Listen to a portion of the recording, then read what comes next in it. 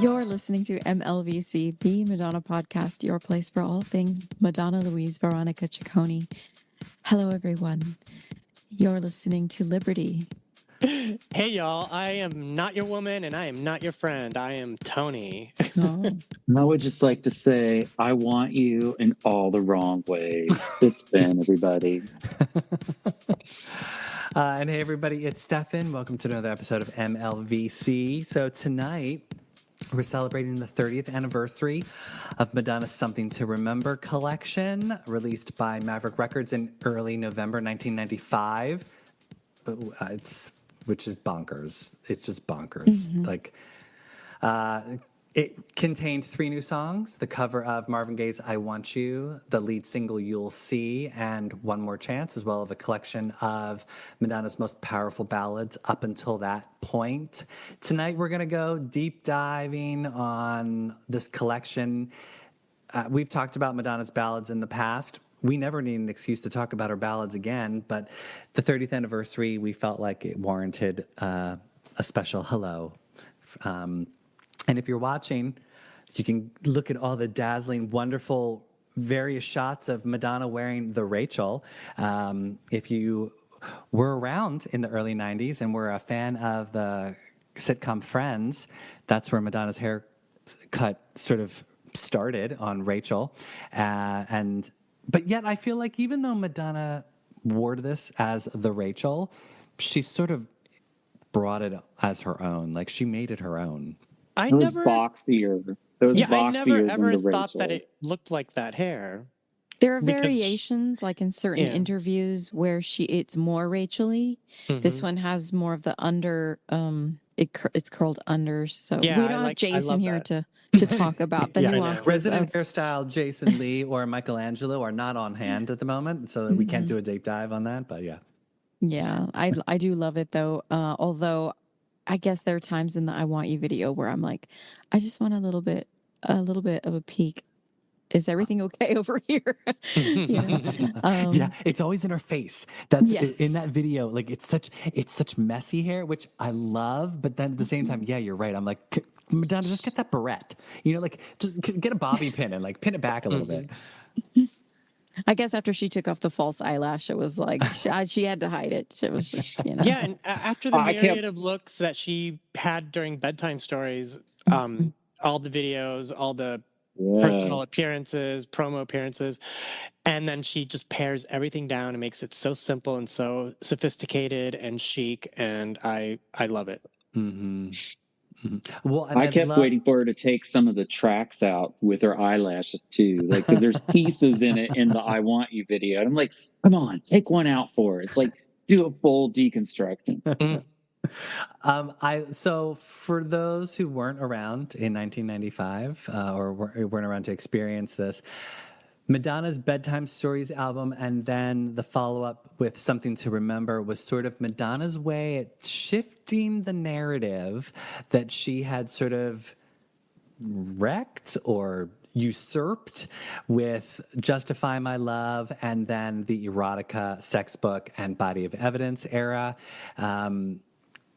The tabloids were not kind to her, and this, between Bedtime Stories and Something to Remember, most specifically Something to Remember, and then if you even go past Something to Remember with Evita, all of that music and all of the PR that she did for herself was a really great way of softening the hardness and sex that it sort of come out of her for a couple of years.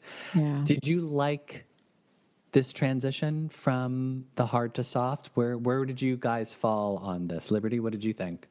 I thought it was, well, to be honest, this was more shocking to me than sex because it was at the time, like, I think I remember, watching VH1 and going like, wait, who is she? Like, almost like a Santa Claus myth, like I didn't recognize or didn't understand, like, okay, well, I guess I'm going to come along for this ride, because I do love, the talent, the vocal talent, the songwriting talent that she has with her ballads. Of course, are some of her absolute best work.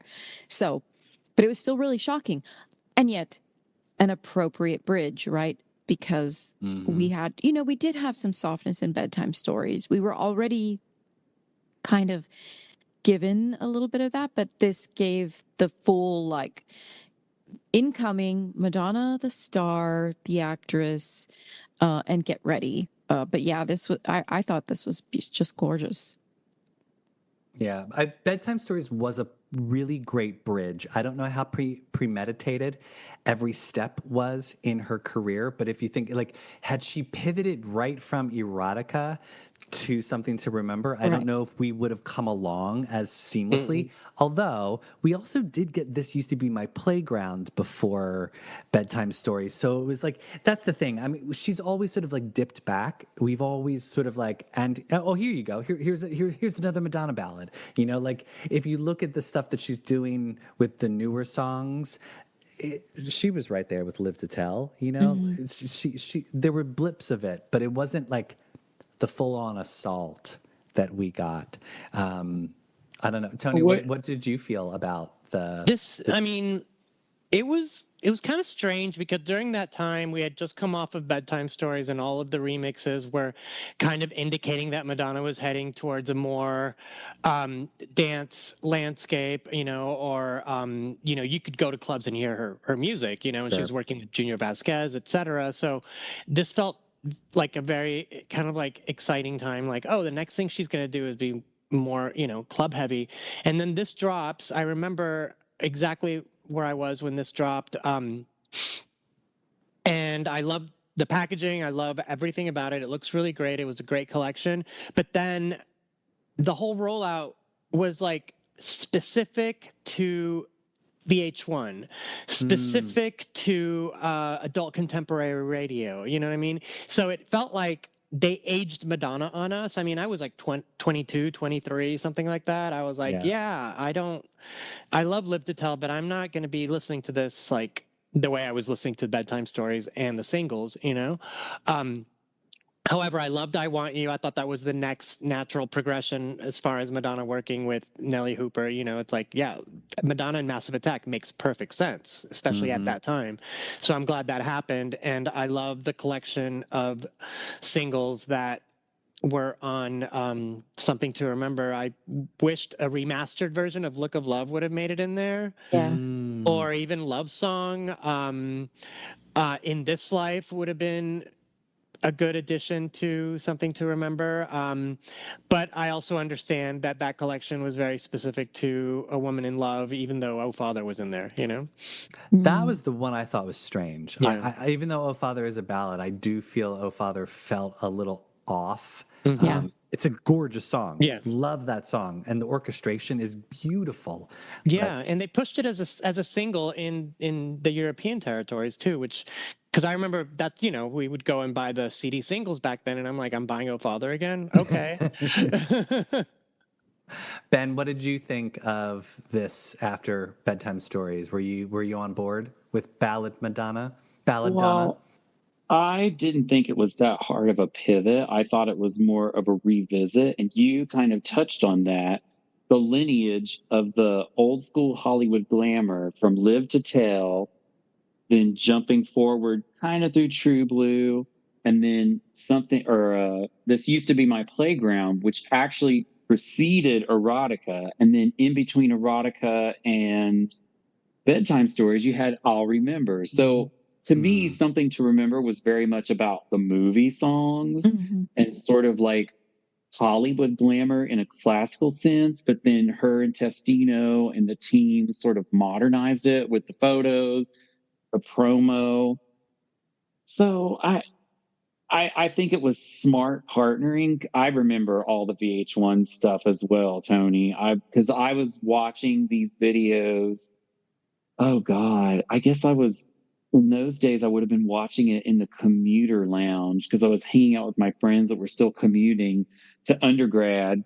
And so we literally waited to see I Want You because it was our only way. Well, that's not true. You could watch it on Oh my God. It wasn't on her website. There was a way to watch it online, but it wasn't as good. No, But, Ben, maybe it was the TV special. There was an ABC TV special. Okay. Yes. It was on a Saturday night at 8 p.m. I'll never forget it because I was like all day long, like, okay. I recorded that and had I Want You on VHS for a little while. Yep. But just to me, it was like sort of, the ballads, but it also was sort of like reminding people of like the glamour. And so it's interesting and she's never that old Hollywood glamour other than Evita and You Must Love Me at the Oscars. Has she ever really revisited that style of glamour? Probably not. So I mean, maybe the Todd three-way, the Blame It on Rio photo shoot. I would say sure. the we premiere those types. I mean, that look-wise. We at the Venice Film Festival in that dress when she bumped in, and then at the Golden Globes for Masterpiece. Yeah. That was the last. And see, that's kind of like similar, like that. So that was, for me, it was less pivot than it was sort of like an encapsulation of her old Hollywood glamour vibe. It's interesting that we're almost like looking at it from two different angles, but you're making me think about something, kind of questioning the intentionality, because what this sounds like, or at least the way I'm looking at it, almost is like an attempt to twist the narrative to what maybe an adult contemporary Madonna would have been moving into, right? To let go of this like pop, youthful pop diva to a middle-aged kind of a thing, so that more people could, she had her thing with erotica and she got a little frisky in Human Nature too, but we're going to forgive her because now she fits my, she aligns more with my sort of viewpoint. I'm aged. It's people who would have been Madonna's same age, let's say. I was thinking that. Anyway, go ahead. I lost my train of thought.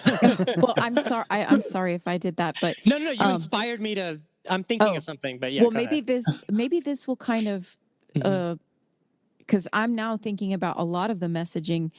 The song "I Want You" itself, obviously, it's a cover, but if you think about the lyrics, which I just had this sort of brief epiphany today as I was re-watching the video, which so gorgeous, but I want you the right way, okay? Not just like some tawdry, one-off. I want you the right way. So it's almost like she's twisting this. I'm not I'm no slut. I'm no nympho. I'm looking for something real. I'm looking for something more mature. And then there was this interview that I watched after I watched the video where I think she's asked about that. I think it's an Australian interview, and she's asked about this, right? And she's like, well, I know, because he said something like, well, some people might think you're promiscuous. Well, I know that's not true, and people just aren't listening to me. But now I'm thinking, like, it sounds kind of intentional to use that song as the like lead in, right? I mean, if you really internalize the lyric. Yeah.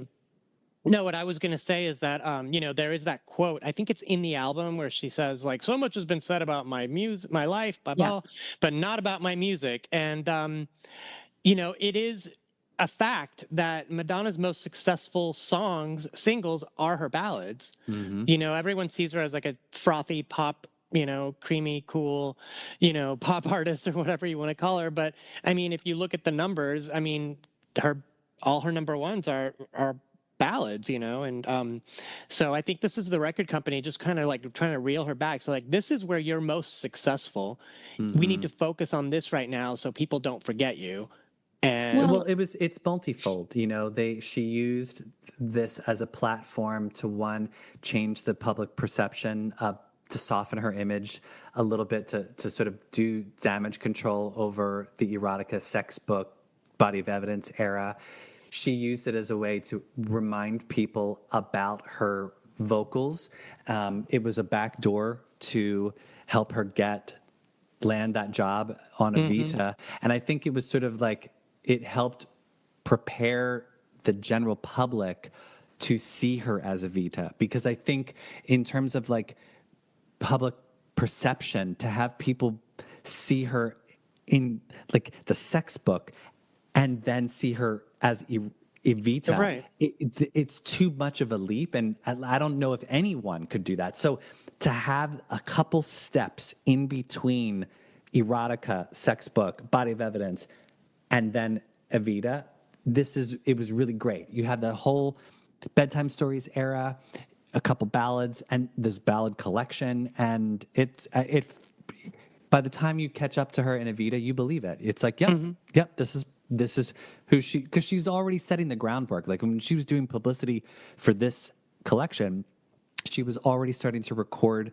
the soundtrack for the Evita in London, and then they were going to start filming the movie the following January. So, yes, she was right there. It's like And during, I remember during this press tour, it was like September, October, and you couldn't tell Madonna anything. She was the most serious lady. She was like laser focused. Case in point, she wanted to talk to Kurt Loder at length about something to remember after the MTV Awards, and then a compact landed in her lap. And no one ever associated that interview with something to remember ever again. It is all about Madonna being, harassed by Courtney Love, so it's like, I think the album just needed to kind of like speak for itself, as opposed to have Madonna push it. Because at that time, people saw Madonna and they're like, "Oh, she's going to take off her clothes or she's going to say the F word," Yeah. So let's talk about the quote unquote singles. So although I Want You, a lot of people believe that's the lead single. That was not. That was the like teaser single. It was not an official single because the Marvin Gaye compilation album that song was a part of chose to have that be theirs as opposed to for Madonna, it was a teaser single. She did do a killer video though. So we got a video for I Want You, and then the official first single from the album was You'll See, which was co-written by David Foster. We then what was the next video? Was it for Love Don't Love Don't Live Here Here anymore? Yeah. Which I thought was a slightly bizarre choice, because here's a song 11 years later that, yes, they remixed it, but I was like, why are we getting this as a video? Like I found that mysterious as well. Because at that point, strange. Madonna thought she was an R&B artist, so she decided to remix the song, put it out, and then take a day off from Evita to shoot a video in an abandoned hotel. Yeah. It's curious that, I'm trying to think at the time, right? The big divas, Mariah, even Whitney were, they were the ones who were the female crooner type singers. And yet Madonna's ballads, I think this is pretty brave for her to do, because people don't think of her as this extraordinarily strong singer, like those aforementioned. Right, Mariah, Celine, Whitney. Right. Like there were so many like powerful vocal people out at that time that for Madonna to come forward and like be like, no, pay attention to me singing a slow song is put me in, coach. Yeah. But so was there another? There wasn't another original video, right? That was it. It was I Want You, You'll See, and was it during Bedtime Stories or something to remember when she did the interview where she talked about dreaming about Whitney Houston being number one and freaking out about it? Was that 94, 95? No, I think that was actually during The Bodyguard, during like erotica. Oh, how funny! Oh no, she had a later hairstyle. I think it was during Bedtime Stories. Anyway, like to your point though, she like was thinking about her place in the new pantheon of like the 90s, which is hilarious because then post Evita, Ray of Light, completely secures. I mean, she bookends the decade with Vogue and Beautiful Stranger, right? So like she's got the 90s on lock. Just the middle part was a little fishy there. But yeah, it's interesting that she was worried about that. But like you were saying earlier, it was so much of a palate cleanser to get ready for Evita, because we have to remember she was all in those days. She was all about wanting to be a movie star. Yeah.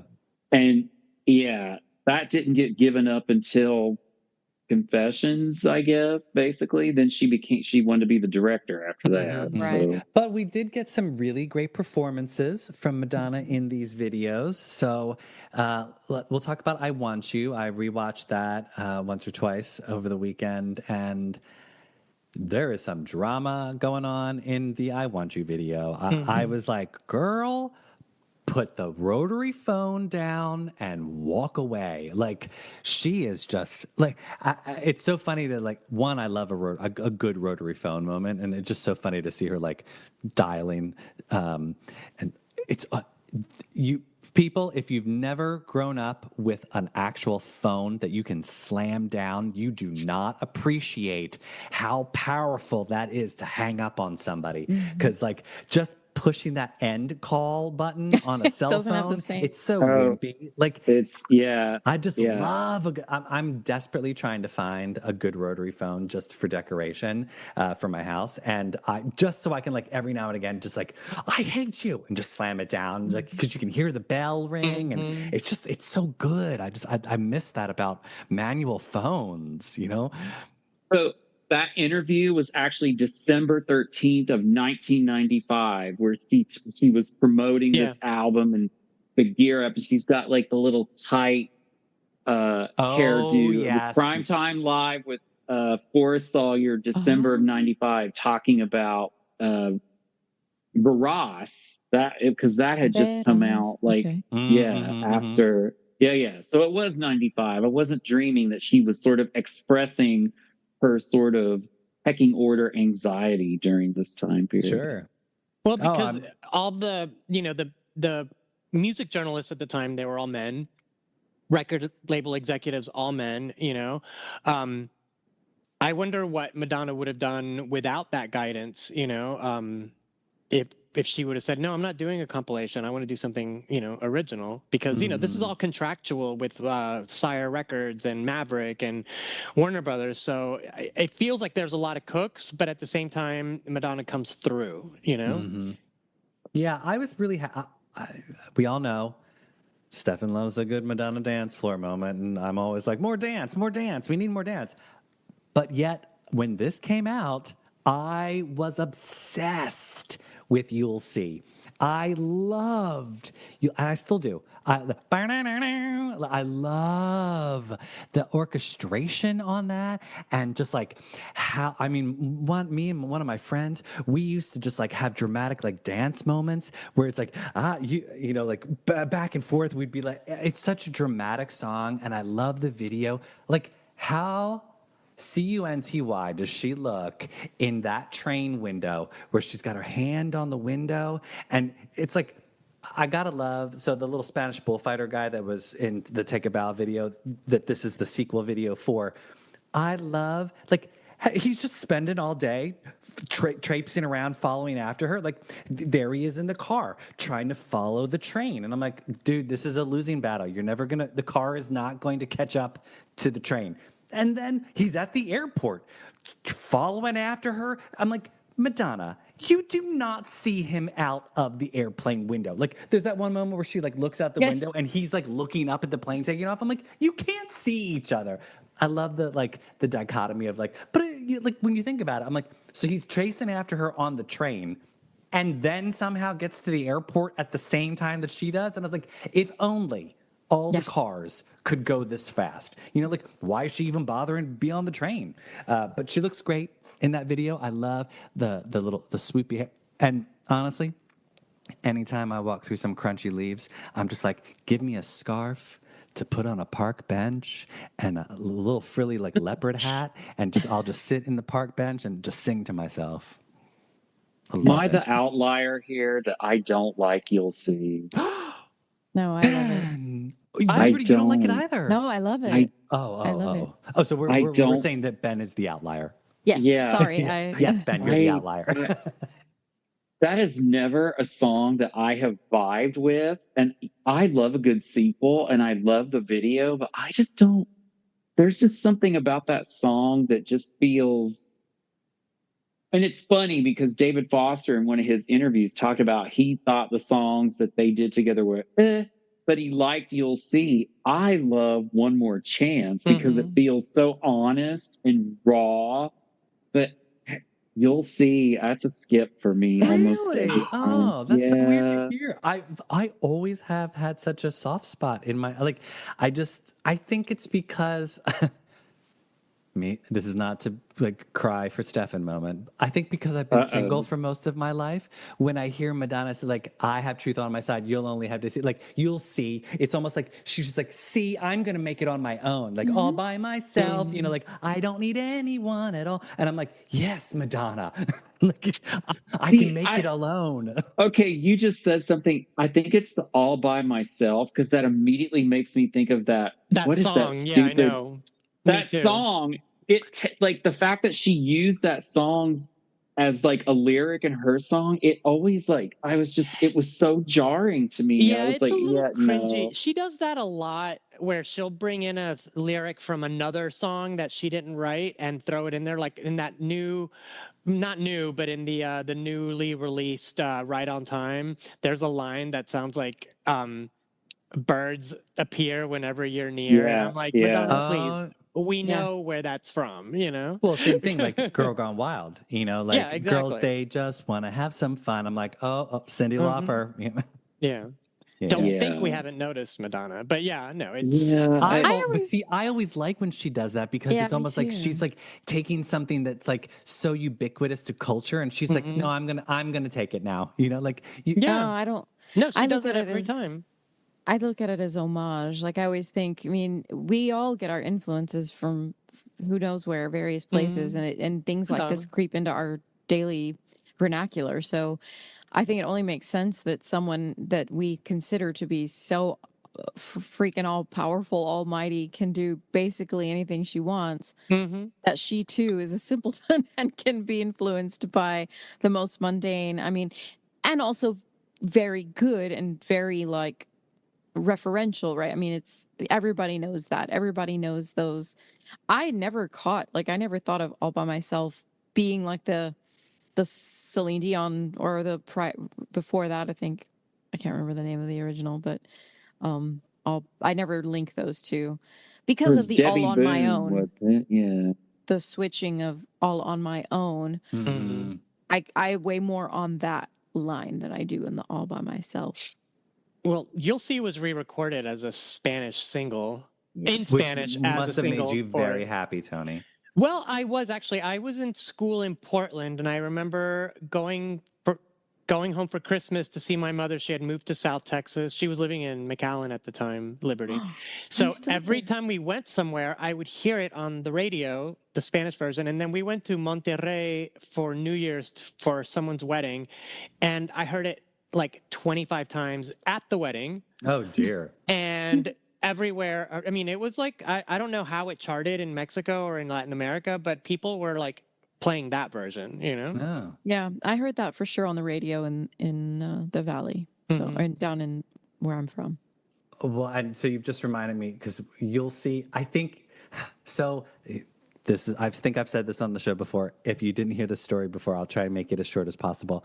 When I was a pledge master for one of my pledge classes in my fraternity in college, we would have events where we would have to quiz the pledges, and we would take them one at a time to quiz them, so that way they couldn't like cue each other for like answers. When we'd have the other pledges that weren't being quizzed, we'd keep them in one room. And in order so that the way they couldn't hear the questions we were asking the other pledges, we would put music on. And because I was pledge master, I was like, well, I'm going to put Madonna on. And I would put whatever current Madonna song was currently out on the radio on repeat over and over and over again. And if you were the last pledge to go, sometimes you would have to hear You'll See about 60 times. And one day I came down to we had a whole bunch of tables in the Rathskeller, which was like a lunch cafeteria. And we had our pledge table there. And I came down and one of my pledges was sitting at the pledge table, just humming You'll See All By Myself. And when I heard him, I was like, "Oh God, what have I done?" I'm like, in my head, it was like, "Oh, Lord. they'll get exposed to good Madonna music." It was like they're probably having like PTSD. And it comes on, and they're like in a supermarket, and you'll see comes on, they start twitching or something. Hopefully, yeah. or they, never miss a Madonna show now. Yeah, Who knows what exactly. you did to them? Yeah. Oh man, oh good times. Maybe they're the ones suing Madonna now for the various. You'll see Madonna. I'm glad we can laugh about emotional distress now. Yeah. That's all we have. What else? So Love Don't Live Here Anymore. I mean, I rewatched that video as well, and she looks beautiful. And I just loved that. I want to know how many times they had to do that. Like, did she do it just the one time? They were like, "All right, Madonna, go." And she just does it all in one take, and then she's like, "And we're done." Or it's like, did they do it multiple times and they just pick their favorite take? Probably just once, because they just had one day. Yeah, I think I remember reading that it was just literally one take, one day, because she was pregnant, right? At the time. Pregnant she was, and making Evita. Okay. It's because they filmed that during the filming of Evita. In Argentina, yeah. Yeah, so. Yeah, I remember that video was hard to see, like as far as like, it wasn't anywhere. And I remember one of my friends, this girl that I knew, she's like, "Did you see the new Madonna video?" I was like, "There's a new Madonna video." She's like, "Yeah, it's really weird. It's like you can't see her, and then all of a sudden you see her face at the end and it's over." And I'm like, "You're not a fan. You don't know what you're talking about." And then when I finally saw the video, I was like, "Wow, this was really thrown together." Oh my God, it just took so long to zoom in on her. Yeah. I was like, can we please push the camera in a little faster? Because then she comes around the pillar and the hair is swooping and she's like looking under her, like her bedtime story look, and she sings a little bit, and then all of a sudden the camera starts pulling out again. I'm like, please, can we just stay here? Yeah. Yeah, that one made her feel very distant, both physically, metaphorically. Yeah. But where did she wear that lacy outfit? That was like a VH1 Fashion Awards or something. Where did she first wear that? I thought that she wore that in the Sex Book first. Oh, was Remember that the same when she's in Miami? Outfit? Yeah. Was at that the strip same club, all against the wall? No, I thought that was. I mean, maybe it is the same outfit where she's eating, like it's around the pizza eating, where she's I don't know. I don't think it's the same outfit, but it looks sort of. But similar. I've seen that outfit in another place. I don't remember where though. I just can't get over that it was John Baptiste Mondino that directed that crap. I don't get it. I mean, they probably flew him in, and she's like, "Look, I only have one day, and this is the place we found. Like, what are we gonna do?" Yeah, I mean, look, it's a beautiful room. The marble column that she's hugging looks beautiful. I love a good windswept curtain, I mean, I'm sure it was gorgeous, but there was a little faster with that pen, and come on, like let's push that down the dolly track a little faster, Madonna. But yeah, what are some of your other favorites that weren't singles? Ben, you mentioned One More Chance. You like the little acoustic guitar. I liked her vocals. I mean, the lyrics were pretty simple, but like once again, she's a master interpreter in like the vein of Diana Ross being somebody who can interpret songs really well. And that's one of the ones that if you read it on paper, you're like, who wrote this in junior high English? Yeah. But like, then you hear her sing it and you're like, well, damn, step up to the plate, right? No, yeah. I Want You and One More Chance are like my 1 and 2. And then, I mean, I'm always going to stand for that version of Forbidden Love. It will forever be my favorite. And here, it's interesting hearing it out of the context of its sequencing in Bedtime Stories, because it's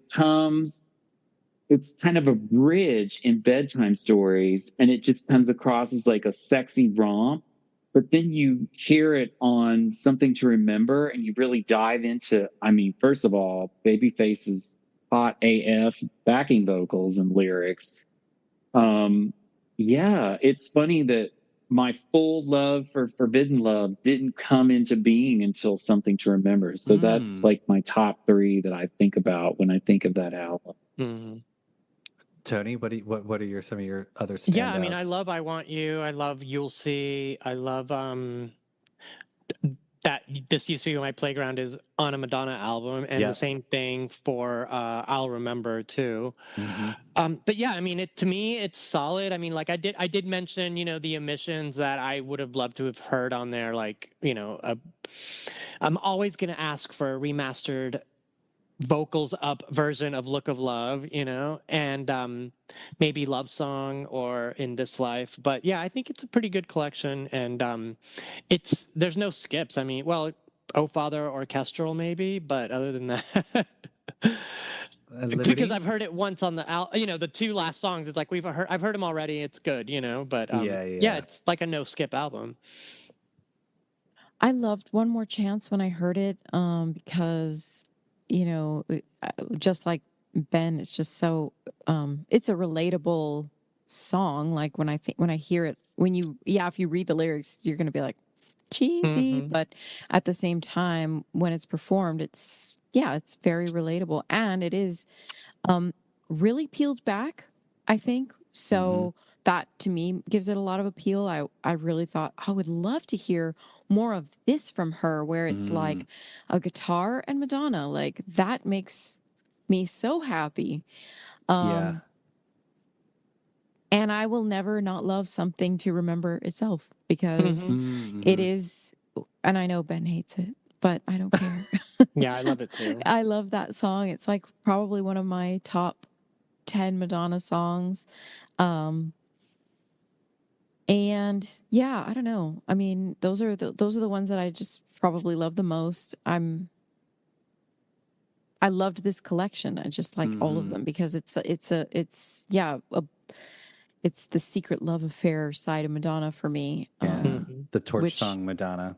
Yeah, which as a singer, or somebody at the time who was always wishing I was a singer, it was the one that I would, put that CD on in my dorm room and sing loud as I could possibly sing to, and annoy all my neighbors. With One More Chance, I always felt like that was her extreme More Than Words moment. Yeah. Like if you've listened to More Than Words, it's like, and then you listen to One More Chance, it's almost as if like they live in the same world. And I love that moment where it's like, she's like, this is the law of the land. And it's like, but like, to me, it's just like, that seems that parallel. And I love that extreme More Than Words song. I mean, that was everywhere because it was so different, like hitting at that time when they released that song. It was all over MTV. And the cute lead singer who was singing, and with him and his brother, was that a brother duo? I don't remember. Well, whoever it was. I don't know. I just know that years later, like I was in a car, I don't know, not long ago, and I heard that song and I listened to the lyrics and I was, oh my God, this is disgusting. Hey, but what's funny is More Than Words is a contemporary to Vogue and Hanky Panky. Yeah, like it's right? 5 years before One More Chance. That's hilarious to make that. Would not have ever sonically, but you're right. It is because it's acoustic, and because it's like, it just is almost feels like it's like Madonna doing that type of world, which she hadn't really sort of done before, but I love it. Like it seems so sparse, but in a very different way than what she does on the music album. So yes, we do get Madonna living in that sort of like acoustic guitar world in the music era, but very, very different. Like they produce her two totally different ways. You can hear the way Mirwais sort of almost mutes her a little bit. Like in One More Chance, her voice is so round and gorgeous, as opposed to flash forward then to how Mirwais produces her. And it's almost like there's like it's heavy. It's a much, I mean, she still sounds good, but it's just a much heavier, packed, condensed version of her voice. And One More Chance. I think that's the great thing about Something to Remember, the collection in general, is you really get to appreciate her voice. Yeah. Liberty, I was thinking of you today when I was listening to some of the songs where like you can really hear how like her voice, she has a crackle on some notes, and like on I Want You, like there's like this, it's just Madonna's voice and how she does it, but it's like she's trained it really well and has really great sonics, but then at the same time it sounds kind of simple and not like vibrato in any way. That's why I've always loved her voice, because I mean, listen, as an uneducated 8-year-old, I thought Madonna was the best singer in the entire world. And then, in that time, in the mid 90s here, we're looking at like Toni Braxton. I mean, women who had extraordinarily strong voices. That's why oftentimes people are, Madonna's kind of got a thin voice or a little bit of a very basic, but she really has a relatable, like anybody could do this almost voice. And much like they always say about Selena's voice, the Tejano singer, that she had like a teardrop, just like this hanging in there. That's really to me, that's how Madonna's voice sounds. Maybe not as powerful as Selena, but Madonna had moments of power, and it's the vulnerability that comes through that always hooks you. That she's always just been so good at since the very first Madonna record, that vulnerability. Yeah. Oh it's yeah, relatable. and the storytelling on top of that, even in the simple lyrics that maybe don't even have a narrative arc, she can still tell a story. I have a side question. Am I the only one that wished, because we did get some slight edits on some of the tracks, that they had done something with Something to Remember? I hate the keyboards on that song. I don't understand what Patrick Leonard was doing, and I'm like, give this some light. Am I alone on this one as well? No, I can see what you mean. The mix of Something to Remember does seem a little plotty in this. It's a little like amongst all of these other bright shining songs, it does seem a little like it's just a little overly melancholy, if you will. Well, it's the key changes in the keyboards too, and and I'm like, oh, like do something with that. The keyboard already sounded like crazy dated just 5 years later, and I was like, and what they did with Love Don't Live Here Anymore, like it still had the do do do do do do, but they had like done some other stuff on top of that that made it sparkly. It was a little bit more contemporary. They changed the drums. The percussion is completely different. Also, I guess I don't know if they used a real horn or not, but that sound is different too. Yeah. I mean, if they were mixing stuff, what's one more song? Especially because that one has really good lyrics and like a really interesting, like the way she sings is not what you would expect when you read the lyrics. So it's like the opposite of One More Chance. It's got interesting lyrics and storytelling, but she just kind of like mopes through it to match the instrumentation. And I was like, come on, give me some of this what's over here. I mean, Something to Remember to me lives in a world of, like Breathless. Casablanca type. Yeah. It's that's the character, I think. And I've thought a lot lately about character in song and how people adopt personas when they're because I often have trouble remembering that, that Madonna is playing a character. Like to me, this really happened to her. And One More Chance is allegedly written from the opposite point of view of an experience she had. So, I don't think of it like, sometimes I forget to think of it as this is not really Madonna, or this is meant to have a different world attached to it. It's meant to transport you to some other place rather than where you are or what you think of Madonna. So yeah, no, I had the same thought with Thief of Hearts from Erotica, because I read somewhere that that's supposed to have the opposite effect. So Madonna's not stealing your boyfriend. I mean, she's stealing the boyfriend. It's not being stolen from her, Right. Yeah, she's clever that way. When I was walking down the street the other day listening to I Want You, I was coming up with a rotary phone version of I Want You, just because I was thinking of her, like, I'm calling on a rotary. I'm calling, but it's taking me too long to dial. Like something. So, as we know, Madonna is on board with this album sequel train with her upcoming Confessions 2. Do we think there could ever be a sequel to Something to Remember with additional ballads? And if so, what ballads from where she left off to today do we think she could include? What do you think, Al? Do you have some favorites? So obviously we can include Evita. So I think like You Must Love Me should probably be on there. But then I think like the wealth of albums that she's had since then, it does get a little trickier to pick ballads just because a lot of her albums were so dance heavy, and even some of the slower songs were sort of like with a beat and not in the same like torch song typical ballad style that she had been doing. And we had sort of had this in the chat going a little bit. Ben, do you remember what we were chatting about, what some of our songs were? Oh, I mean, yeah. I mean, we had a few from, what was it? Power of Goodbye, Having Not to Hold, Mer Girl. Now, before I go further, I realized the other day that we didn't include Drowned World.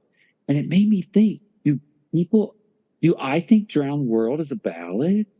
So I thought about that too. And I don't think the album version constitutes as a ballad, but I do think the Confessions version where she sings it on tour, that to me comes across as a ballad version of that song. In the same way that like I normally don't think of Frozen as a ballad because it's got percussion and drums and like all this electronic whirring about. But technically it's a ballad. You know, I mean, it's a slow song. I think she's referred to it as a ballad. So there's a lot of songs I think that she's written as quote unquote ballads, but to not make them sound like top 40 or like adult contemporary, she's sort of like souped it up a little bit. After this collection, it was all mostly techno ballads, like the ones you just mentioned, Paradise Not For Me. What It Feels Like for a Girl could be considered that kind of ballad as well. Yeah. Pretty much the entire album of American Life. Yeah. Or, Nothing Fails more specifically, I didn't include Nothing Fails the other day. For me, it's Ecstatic Process. Like that is such a beautiful ballad. And it's very much in the One More Chance sort of vein where it's just like the guitar and of course, Easy Ride. Yeah. Gone, which is the closer of music. Yeah, it's once you get to Confessions, like none of those are actually ballads. Hard Candy. Devil Wouldn't Recognize You. Ish. I mean, if we must, if we have to. She could really do a slow version of Miles Away. Yeah. And actually, I think that would be an even better. Well, obviously, because I don't love Miles Away. No, not I don't Ben either. And Liberty our team no Miles Away. But no, I think Miles Away is a ballad. I mean, it's a little bit more up tempo ballad, but I definitely think ballad. Yeah. But then that takes us to MDNA. So you got obviously Masterpiece and Falling Free. I don't. Is Masterpiece? I mean, again, it's slow. It's a ballad. Or Best Friend. Is that a ballad or is that just a sad song? That's just a sad song.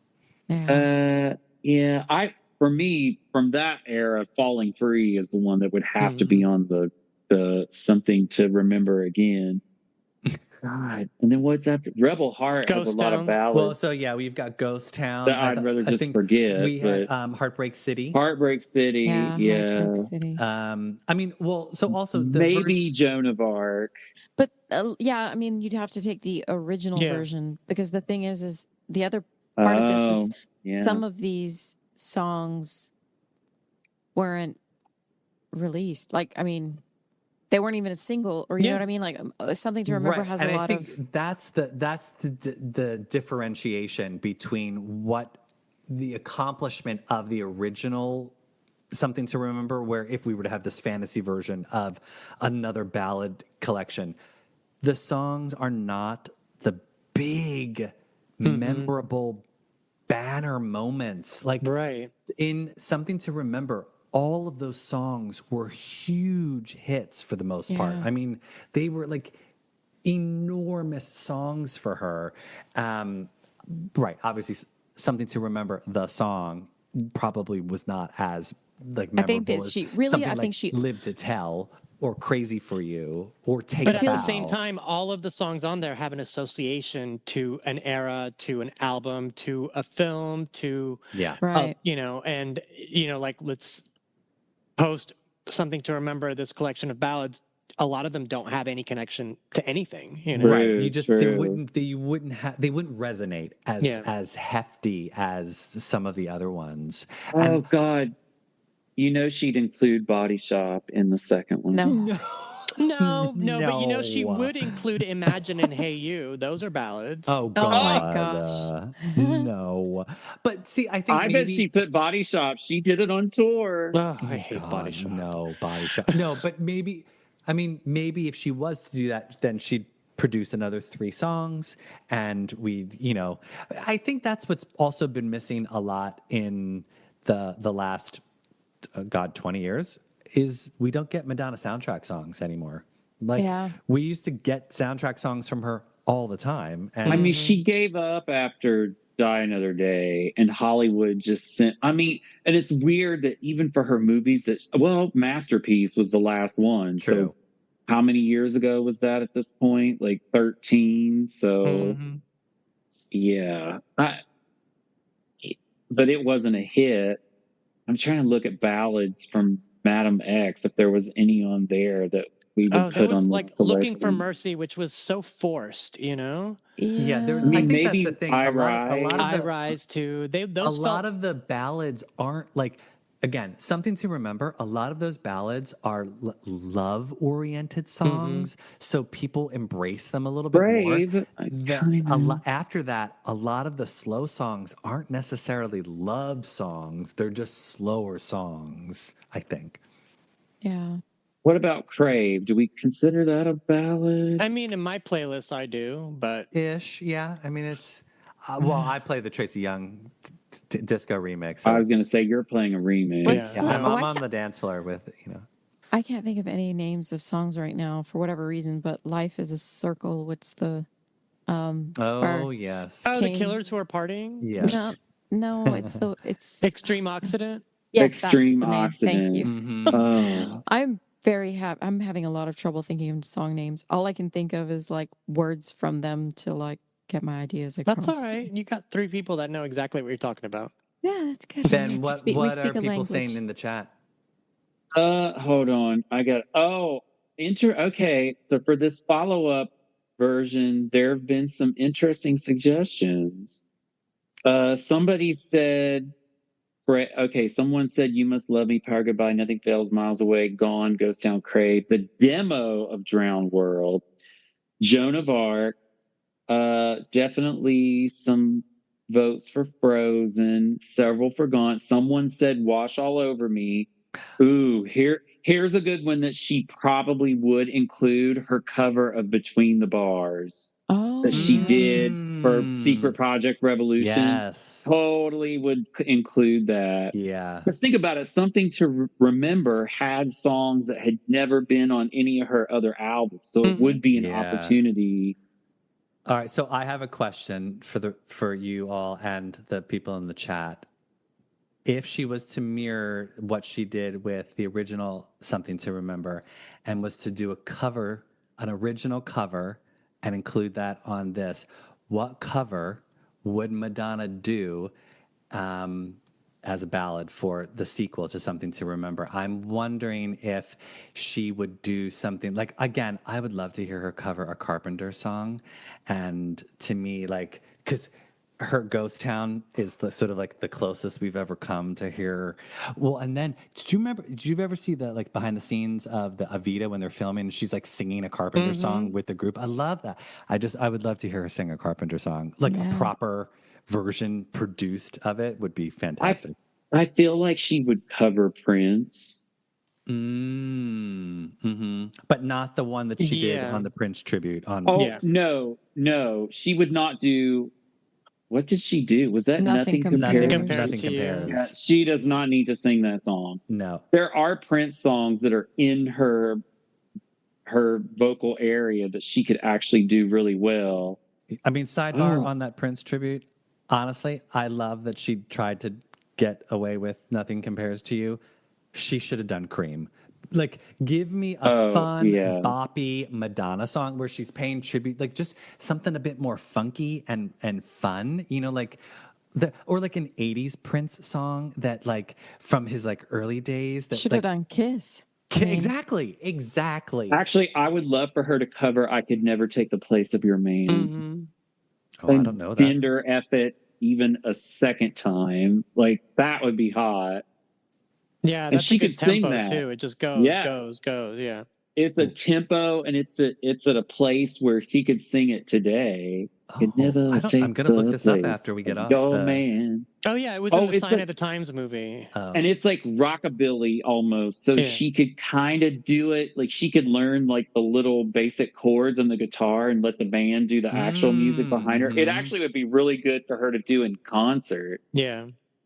Oh, that's my vote now. What's the song that's called? not a ballad. I Could Never Take the Place of Your Man. But that's not a ballad. Well, okay, we've shifted focus. We've shifted focus now suddenly, and now I'm like, what Madonna song? What Prince song is Madonna going to cover? I actually don't want Madonna to cover anything. I want her to do original music. That too. I do. I love. Yeah. Yeah. I mean, I don't always love her cover versions of songs just because. I mean, the Carpenters in that one video that you referred to, that's so adorable. But I think, for example, American Pie just never hit me the right way. If it was done the right way. Oh, So basically, Liberty, you want her the right way. The right way. You want her. Somebody in the chat gave the answer. She should release her cover of Like an Angel Passing Through My Room. Oh, I love that. That's a good one. It's so pretty. It's so beautiful. Yes, that definitely should be included, for sure. Oh, or she could do Father Figure by George Michael. Madonna, how about Madonna just covers all the 80s people who have died, and she just like she could do George. So George Michael, you want Father Figure from George Michael? Yeah. Kiss. It's the what's the song? I don't care. I Can Never Take the Place of Your Man. I Can Never Take the Place of Your Man. Well, let's have her do Human Nature by Michael Jackson. Michael Jackson, exactly. God, yeah. Wow. Human Nature. I would love that. Or PYT. Actually, I would. PYT. And actually, that would be pretty appropriate for Madonna. Right. Come on. You're and fired. then what Whitney Houston song is she going to cover? I want to dance with somebody. I'm going to dance with somebody. It has to be, right? Yeah. I would kill to hear her sing. Could you imagine? Oh my God. Madonna doing all of the like gone people. Actually, well, no, Father Figure would be a fun 80s George Michael song, but I'd also love to hear her do like Fast Love. Yeah. You know, like that would Oh my God. Somebody literally just posted a George Michael song from the older album. So there you go. Fast Love. Fast Love. It would be killer. Wow. Oh my God. Yeah. To think of like some of the like power songs of some of these people, like that would be heaven. Oh my God. Somebody in the chat, user Callie, just said this album of 80s like contemporary covers could be called Like an Angel. Exactly. I mean, look. See, Madonna's busting her ass trying to write original songs, and we've just covered some of the 80s artists. No, I mean, that sounds like fun, but right now she's trying to find out who the hottest hip-hop artists on TikTok are to put them on her new album. Bite your tongue. I know. Bite your tongue. I don't know. I mean, it's just that ballads don't seem to Are you guys really going to be People... surprised when like 20 collaborators show up on Confessions 2? We've never heard of any of them. No, of course not. There'll be people we don't know. But I think, I mean, there's a reason we don't really see a lot of ballads from any artists really anymore. They just aren't. They're over 2 minutes long. That's one thing. Yeah. But Madonna covering other people's songs, I think she could sell that like a tribute to my friends. She calls it, to my friends. And it's people that she knew and was friends with, contemporaries with. And all covers. That would be so amazing. Or even an Elvis song, I would like to hear her cover, like she has done with David. I on Instagram we've seen before. Right. So she could do a Carpenter song. She could do an Elvis song. I'm like, there's no shortage of. Wait, I don't really follow the charts anymore. So like, okay, sorry, this is getting way off topic. But like the latest Taylor Swift, that doesn't have any ballads on it. Like even she doesn't do ballads. It's like down tempo, but it's there's not like classic like early 90s Mariah, like there's no Vision of Love or she samples father figure on the new record. No, she interpolates but it's which the George Michael estate is approved of, and I they want the money. Yeah. Come on, Taylor Cash, come on. Yeah. I mean, okay, that's interesting because the only album I've really listened to that's new in full in the last couple of weeks has been oh my God, what's her name? Lily Allen.